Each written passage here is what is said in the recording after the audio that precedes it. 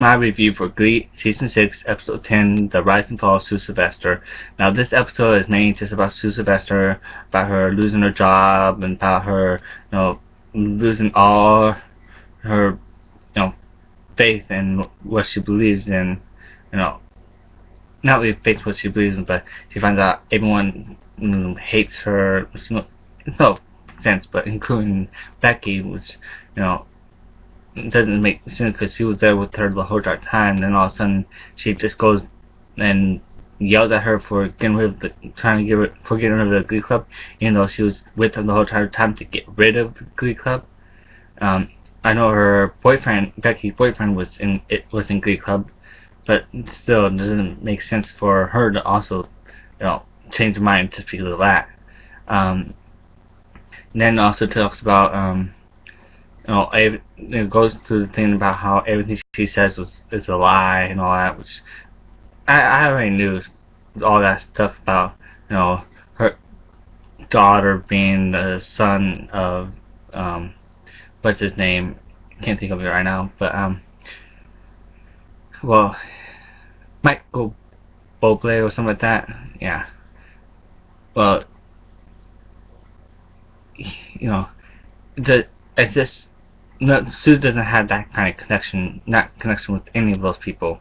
So why would she, have a kid with someone who's that famous? It just doesn't make sense. And all her stories about, finding the tiger or something like that, like saying like about finding a rhino or something, she's never done that. So what's the point? Why does she say it? It's just to tell kids, you think riding a rhino was hard? Try childbirth or something like that. In that retrospect, I can't think of it top of my head what she actually says during the cheerleaders and all that, but she actually ends up saying that same thing again to vocal adrenaline. Now, in the performances, actually, there's only a few of them, about 6 of them. Far From Over, which is an okay number. Rather Be, which actually started off with Jane, the opening number, was really good. Rise, which actually was made for this episode, from Darren Criss, who plays Blaine. Now, that was the supergroup number of New Directions and the Warblers, which they became supergroup because the Warblers ends up finding out that their school got burnt down, and they had to find a place to to go to, which they ended up going to, McKinley High, and so they ended up forming the supergroup, and they had all these conflicts and all that, with Roderick and Spencer being the horrible dancer, in which they find Kitty to help them with that.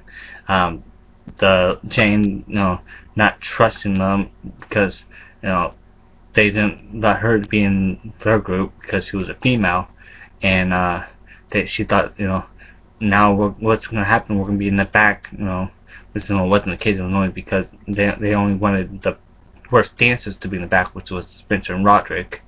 And then they fought over what they were going to wear and all that stuff, and the visors, they didn't want to wear the Warblers visors, but they wanted something to rather have something significantly for them, like a uniform, which the Warblers didn't want to wear one of those costumes, uniforms.